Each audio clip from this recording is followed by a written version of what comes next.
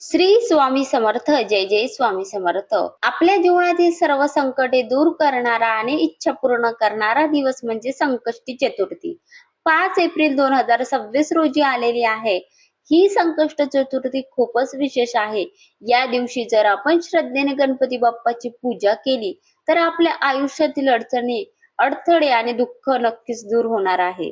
संकष्ट चतुर्थीचे म्हणजे या दिवशी भगवान गणेशाची उपासना केल्याने संकट म्हणजेच विघ्न, संकट, अडचणी दूर होतात. म्हणूनच याला संकष्टी चतुर्थी असे म्हणतात. संकट, जे आपल्यावरती संकट येतो ते दूर करणारे जो कोणी हा व्रत श्रद्धेने करतो त्याला सुख, शांती आणि यश मिळते. कारण गणपती बाप्पा संकटहर्ता आहे, विघ्नहर्ता आहे. म्हणून ही चतुर्थी आपण करत असतो.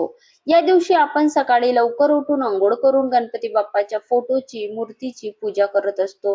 गणपती बाप्पाला 21 दुर्वा अर्पण करत असतो, लाल फुले अर्पण करत असतो, मोदक किंवा लाडूचा नैवेद्य दाखवत असतो.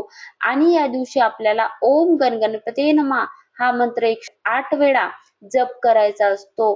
गणपती बाप्पा स्तोत्रम याचं पठण करायचं असतो. चंद्रदर्शन सुद्धा या दिवशी घेणे खूप महत्वाचे असते. संकष्टी चतुर्थीला चंद्रदर्शन खूप महत्वाचे असते, कारण चंद्र पाहून त्याला अर्घ्य द्यावं आणि मगच उपवास सोडावं. चंद्राचे दर्शन घेतल्याशिवाय आपले व्रत पूर्ण होत नाही. जर तुमची एखादी खास इच्छा असेल तर गणपती समोर बसून मनापासून प्रार्थना करा आणि एक सुपारी गणपतीला अर्पण करा. त्यांची सुद्धा पूजा करा. 21 दिवस आपल्या जवळ ठेवा. नंतर ती पाण्यात विसर्जन करावी असे म्हटले जाते. पण ती नेहमी सुद्धा आपण गणपती बाप्पा समजून सुपारीची सुद्धा पूजा करायची. राग करणे, खोटे बोलणे या दिवशी टाळावे, कोणाला दुखावणे. मनापासून केलेली गणपती बाप्पाची पूजा कधीही वाया जात नाही. श्रद्धा, विश्वास ठेवून आपल्याला ही संकष्टी चतुर्थी करायची असतात. आपल्याला एक उपाय सुद्धा या दिवशी करायचा असतो. तो विशेष करून मुलं ऐकत नाही, मुलांचा अभ्यास होत नाही.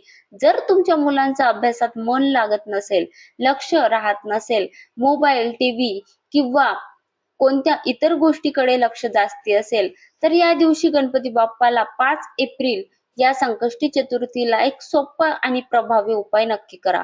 संकष्टी चतुर्थी हा गणपती बाप्पाचा दिवस आहे. गणपती म्हणजेच बुद्धीचे आणि विद्या देणारे देव. या दिवशी केलेली प्रार्थना मुलांच्या अभ्यासात चांगला बदल घडते. सकाळी आपल्याला गणपती बाप्पा समोर 21 दुर्वा अर्पण करायचे आहे, लाल फूल अर्पण करायचे आहे आणि गुड, चणे किंवा लाडू हा नैवेद्य दाखवायचा आहे. जेव्हा आपण गणपती बाप्पाला तो नैवेद्य दाखवत असतो, तोच नैवेद्य आपल्या मुलांना द्यायचा आहे खायसाठी आणि त्यांना गणपती बाप्पा समोर बसवून ओम गणगणपते नमः या मंत्राचा जप करायला लावायचा आहे. लहान मुलं ऐकत नाही तरी पण गणपती बाप्पाच्या समोर बसून त्यांना हा मंत्र म्हणायला लावायचा आहे. गणपती बाप्पा आणि सरस्वती मातेचा फोटो समोर बसून, कारण गणपती बाप्पा आणि सरस्वती माते बुद्धीचे देवता आहे. त्यांनी आपल्याला बुद्धी देत असतात. तसंच लहान मुलांना बसवून त्यांना ओम गणगणपते नमः या मंत्राचा जप फक्त 21 वेळा, 11 वेळा तरी, लहान मुलाला गणपती समोर 11 वेळा तरी ओम गणगणपते नमः म्हणायला सांगा. संध्याकाळी चंद्रदर्शन झाल्यानंतर मुलांच्या हातावर थोडा गूळ ठेवा आणि प्रसाद म्हणून खायला द्या. चंद्राचे दर्शन घ्यायला लावा, कारण चंद्र मजबूत असणार आहे तेव्हा अभ्यासामध्ये नक्कीच त्यांची प्रगती होणार आहे. तसंच आपल्या मुलांच्या बुद्धीमध्ये वाढ होणार आहे, प्रगती होणार आहे. गणपती बाप्पाची कृपा असेल तर मुलांच्या अभ्यासात नक्कीच प्रगती होईल. मनापासून करण्याचा प्रयत्न करावा आणि लहान मुलांना विद्या आणि यश देणाऱ्या देवाचा आहे.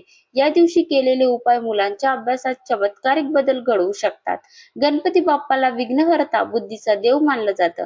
म्हणजेच आपल्या जीवनातील अडथळे दूर करून योग्य मार्ग दाखवणारा देव. जेव्हा आपण आपल्या मुलांच्या अभ्यासासाठी बाप्पाची प्रार्थना करतो तेव्हा त्यांच्या मनातील भीती, आळस, लक्ष इकडे तिकडे जाणे हळूहळू कमी होतात. या दिवशी आपल्याला शक्य तेवढं गणपती बाप्पाचा जप करायला लावायचा आहे. मूर्ती समोर बसून लहान मुलांना ओम गणगणपते नमः हा मंत्र किमान 21 वेळा तरी किंवा 11 वेळा मनाला लावायचा आहे. मनातल्या मनात मंत्र लहान मुलाला मनाला लावावा. गणपती स्तोत्र वाचण्याचा प्रयत्न करायला लावावा. हा उपाय मुलांच्या एकाग्रतेत हळूहळू वाढ करतो आणि अभ्यासाची आवड निर्माण करतो. लहान मुलांना जर जास्ती वेळ त्यांना बसणं शक्य नसेल तर 2 मिनिटे डोळे बंद करून शांत बसायला सांगा. यामुळे मुलाचं मन शांत होईल, विचार स्पष्ट होणार आणि संकष्टी चतुर्थी चंद्रदर्शन घेऊन त्यांना पूजा करायला सांगा. हे चंद्रदर्शन घेणं खूप महत्वाचं असते. फक्त उपाय करून थांबू नका. मुलांशी प्रेमाने बोला, त्याला समजावून सांगा आणि थोडा वेळ द्या. संयम ठेवा आणि तुम्हाला तुमच्या मुलामधील नक्कीच सकारात्मक बदल दिसायला लागेल. हा उपाय एकच दिवसाचा नाही, हा विश्वासाचा आणि प्रेमाचा मार्ग आहे. जेव्हा तुम्ही श्रद्धेने आणि मनापासून हा उपाय करता, तेव्हा गणपती बाप्पा नक्कीच तुमच्या मुलावर कृपा करतात. संकष्टी चतुर्थी म्हणजे संकट दूर करणारी. म्हणून या चैत्र संकष्ट चतुर्थीला नक्कीच हा छोटासा उपाय करून बघा आणि त्याचा अनुभव कमेंटमध्ये नक्की सांगा. गणपती बाप्पा मोरया.